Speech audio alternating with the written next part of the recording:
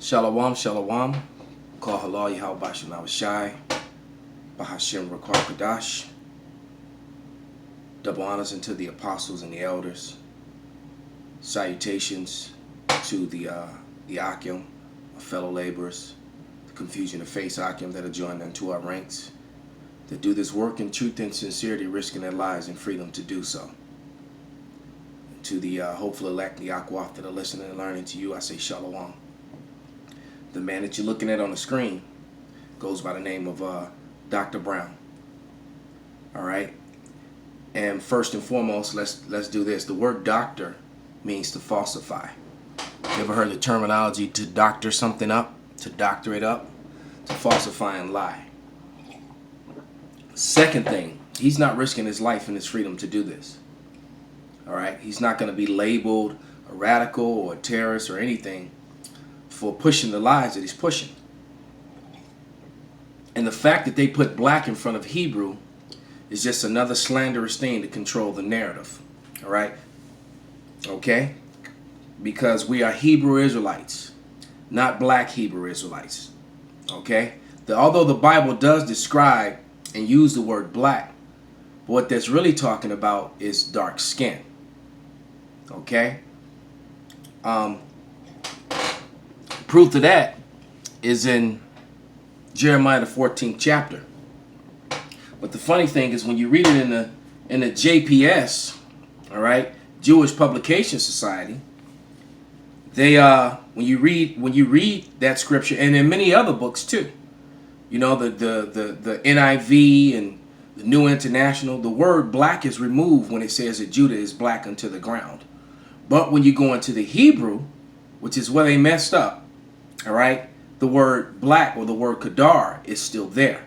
And I'm going to show it to you. And hopefully it's not, the print's not too small where you can't see it. All right. But when you trying to get that to focus, there you go. It says Judah is mourning. All right. Her settlements languish. Her men are bowed to the ground, and the cry of Jerusalem rises. When you go over to looking at it in the Hebrew, if you see that highlighted part, and there's the Strong's 869:37, all right? The word there is kadar, kadarwa, which translates to dark skin, okay? That's what it translates to. You can't get around that, all right? Although he's tried. So let's read that same scripture, just to show you how much of a devil, which means deceiver, slander, that Esau is. Okay? So let's go to Jeremiah 14:2 in the King James Bible, because that's what he's trying to say. Is that it's a deception. The deception means it's a purpose lie. So what you're trying to say, that the Hebrew translators that translated the King James Bible were purposely trying to deceive? You know? All the many years ago that they did this, all the centuries going back. But this is Jeremiah 14:2, because we're reading it verbatim from the King James. But when you go into the Hebrew, not the Yiddish influenced Hebrew as you saw in that book with all the, and we're going to get to that too. All right. It says the same thing. All right. So here it is in the King James. All right. Let me see if I can also get that.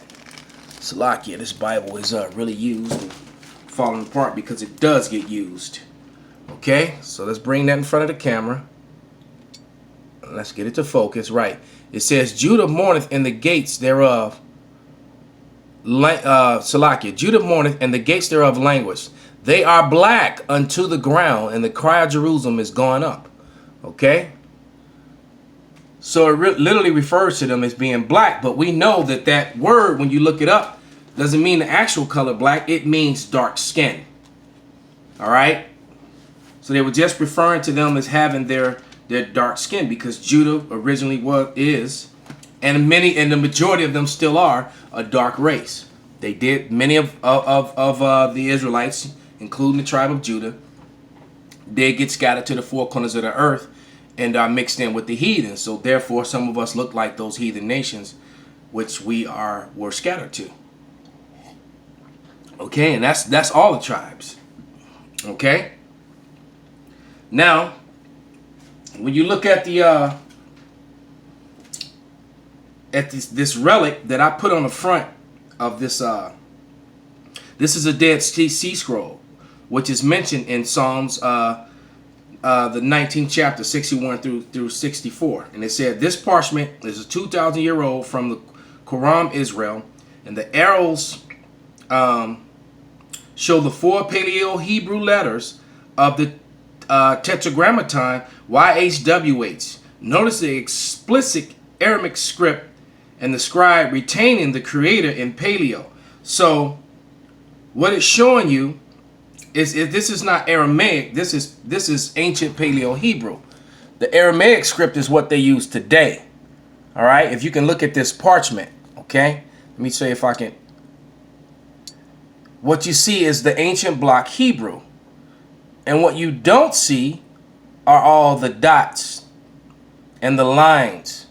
Okay. You see the 22 letters that are used in the Hebrew. Okay. There are 22 characters in Hebrew. Okay.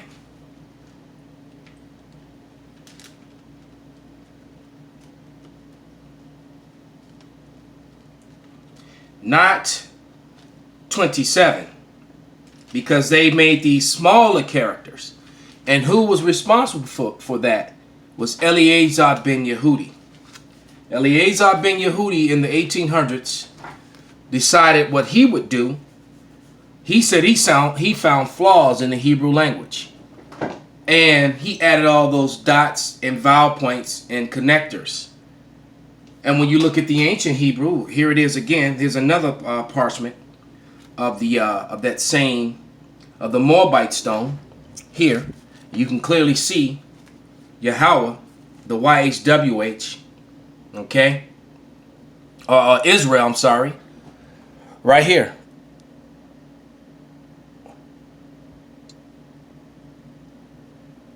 Okay, you can clearly see the Yasharallah. Yasharallah. The way we say it, it pronounces perfectly. All right, Yah, the Shah, the Ra, the Ah, and the La. Yasharallah, which is Israel. All right, because it's Shemai Yasharallah, Yahweh, Allah Hayanawa, Yahweh, Ahad. You can't get Elohim out of that. Okay? It's Yasharallah. Okay? So they've completely destroyed our language and claiming it to be their own. They doctored it up like Dr. Brown. They doctored it up. All right? And I'm going to read a definition to prove that. This is, and give a couple more examples too of how they lie and change things. But this is the word Yiddish out of the Winston Simplified Dictionary, Encyclopedic Edition, 1933, with biblical references. Okay? Winston Simplified Dictionary, Encyclopedic Edition. All right? Let's go to the word Yiddish. Okay? Let's see if we can focus on that. Right, it says Yiddish. All right? German, Judish, Jewish, Jude, Jew, a kind of mixed German and Hebrew language spoken by Jews and written or printed in Hebrew characters. Adjective, Jewish. So what they're telling you, that it is a German, all right? Also Slavic too, because I have the other definition in the Webster's that says this is a German Slavic mix. So you have this German language, Slavic language, written in Hebrew characters, okay? And they will argue up and down that they're speaking Hebrew. No, they're speaking another language written with Hebrew characters. So it's a corrupted form of Hebrew, which is Yiddish influence. All right? So basically what Rabbi Eleazar ben Yehudi In a nutshell, what he did was he created a different language and a new speak language, which is a lie. You can't, look, the Lord changes not.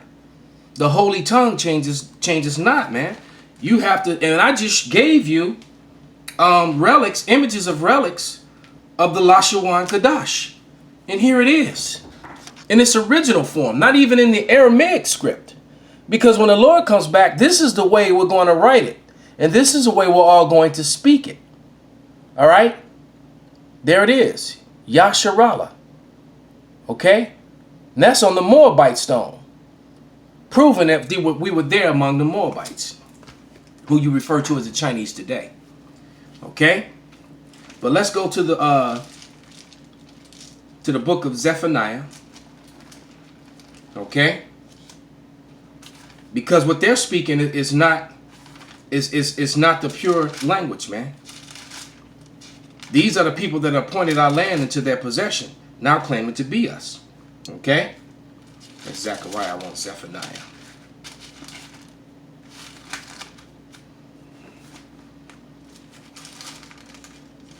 Because when it's all said and done, we're going to find out who's got the truth. All right? Because this guy trying to say that Deuteronomy, the 28th chapter, the 68th verse said, you're going to sell yourselves. What people in the history of mankind have ever sold themselves into slavery? That is ludicrous. All right?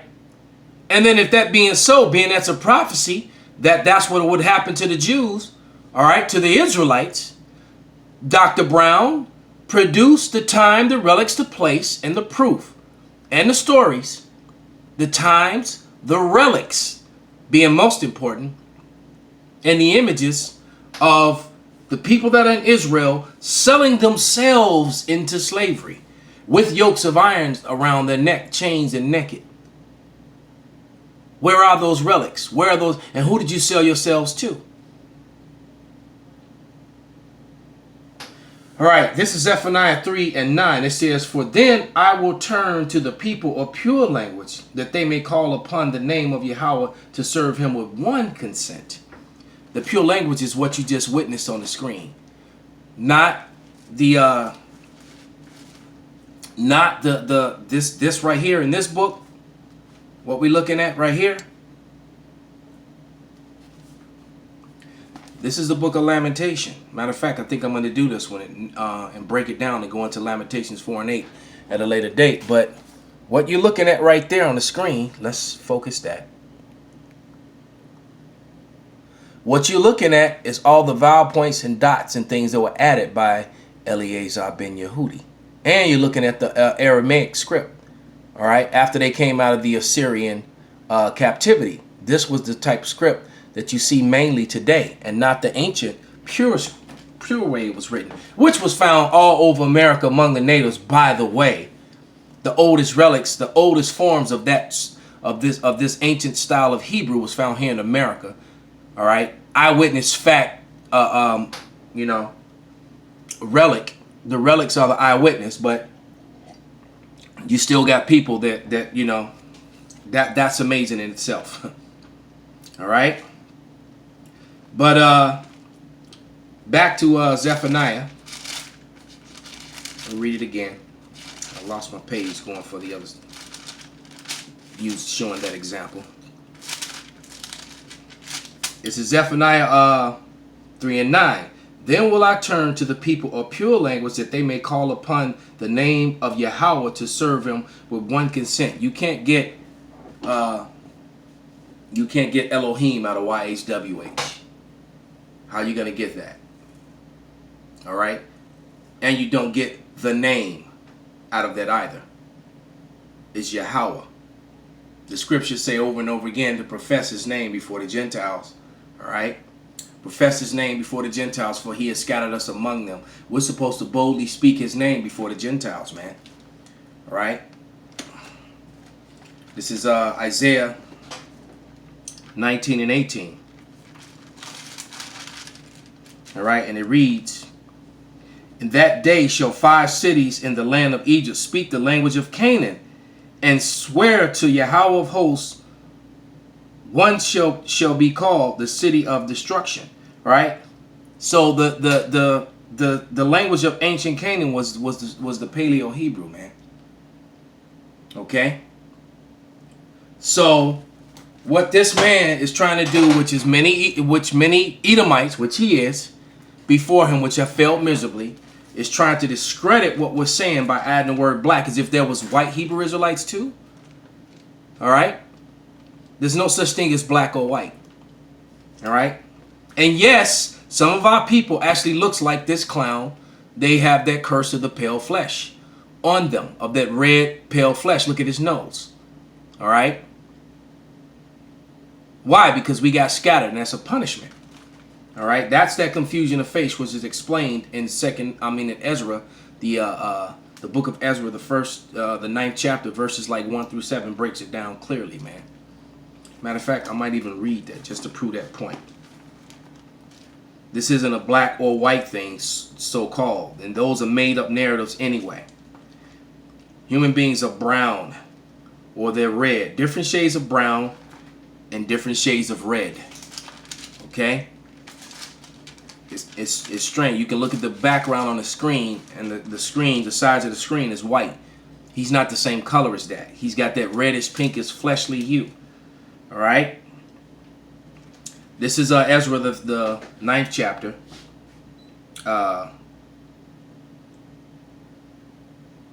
Starting at verse 1. I'll make this fast. Now, when these things were done, the princes came to me, saying, the people of Israel, the priests, the Levites, have not separated themselves from the people of the lands, doing according to their abominations. That's what the problem was, doing according to their abominations. Even the Canaanites, the Hittites, Perizzites, Jebusites, Ammonites, Moabites, Egyptians, and Amorites. Those were all people with different shades of brown. And the Ammonites and the Moabites had the epicantic fold, the slanted eyes. Okay?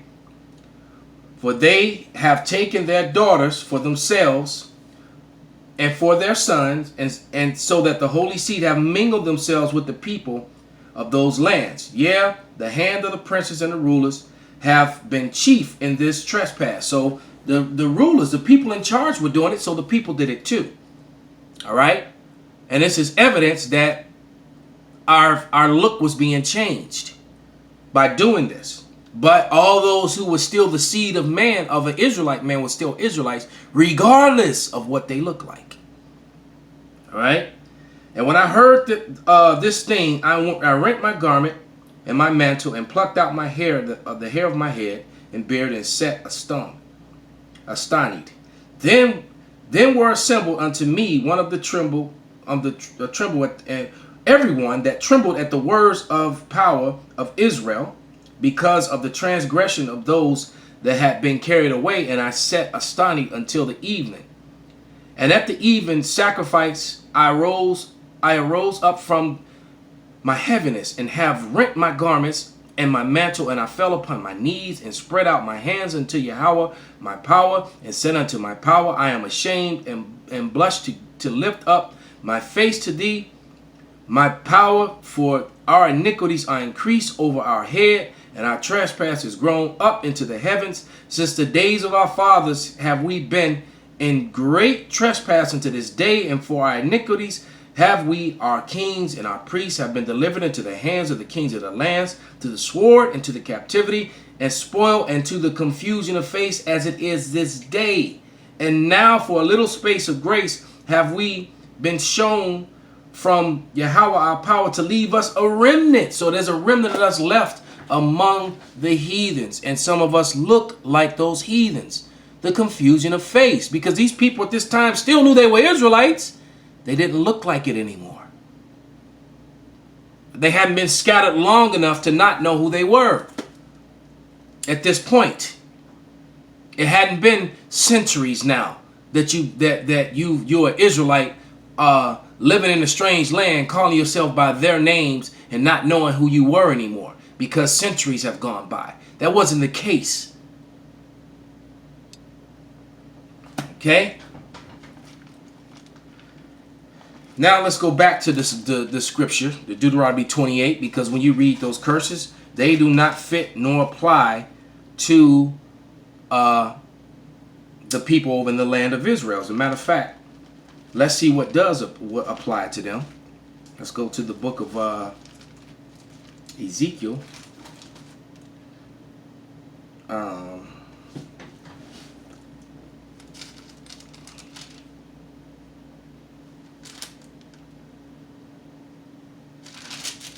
Is it Ezekiel or is it?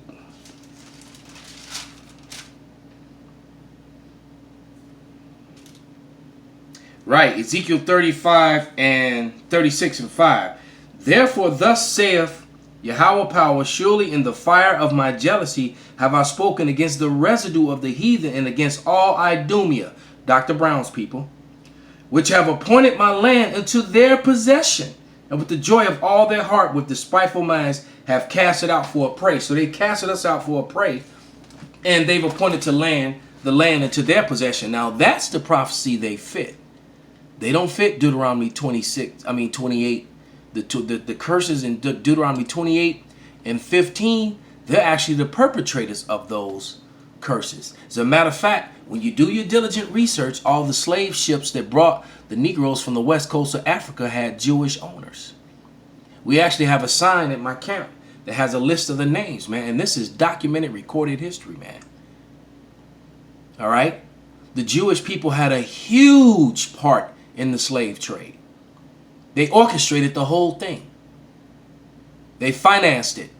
And they owned the majority of the ships that carted you so-called Negroes, Latinos, and Native Americans into slavery. Because the slave trade began with the Northern Kingdom, so-called Latinos and Natives. All right? And Hispaniola, Haiti, Cuba, and so-called Puerto Rico, those places. That's where the slave trade started. Then they began going to the west coast of Africa. It was a triangular slave trade because they were taking natives from America back over to Europe to be in slavery. Seville, Spain was the main place, the reverse slave capital of the world. All right. So as they were bringing so-called Negroes to Brazil and to South Carolina, the natives were taken to Castile, Spain, and sold from there, scattered to the four corners of the earth. So the same thing happened, man. That didn't happen. There are no records, no relics of this happening to Jewish people. Okay? So, Deuteronomy 28 and 68, man. And it reads, this is what it says. All right? And when you go into the Hebrew, it matches up. Not what this says in the JPS. When he was reading Yiddish, he was reading the Yiddish influenced Hebrew that they speak today, heavily Yiddish influence, which we already gave the witness to what it is. All right, it's another language that they use Hebrew characters, so it's only portions of Hebrew in that language. So he's discredited. He doctored it up. He lied. Remember, doctor means to falsify. Deuteronomy 28:68. And Yahweh shall bring thee into Egypt again, into slavery. Once again, what are the relics of the Jewish people going into slavery, naked and chains with yokes of iron around their necks? Where is it? They don't exist because it didn't happen. They own the ships. And Egypt is synonymous with slavery. All right? That's what Egypt means, house of bondage. And it says, and Yahweh shall bring thee into Egypt again with ships by the way whereof I spake unto thee. Thou shalt see it no more again. The it is Israel. And Israel was appointed to another people. Who appointed Israel to themselves? Dr. Brown's people. Guilty as charged. And there ye shall be sold unto your enemies, not sell yourselves.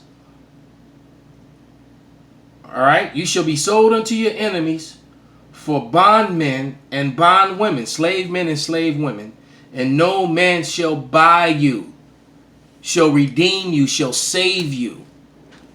All right? So this man, this was another smiling devil trying to get around the truth and make it fit themselves, man. You can't fit a circle into a square peg, man. Call halal Yahweh Ba'Shem Shai, Ba'Shem Rakah Kwadash, Wa Abba Babal.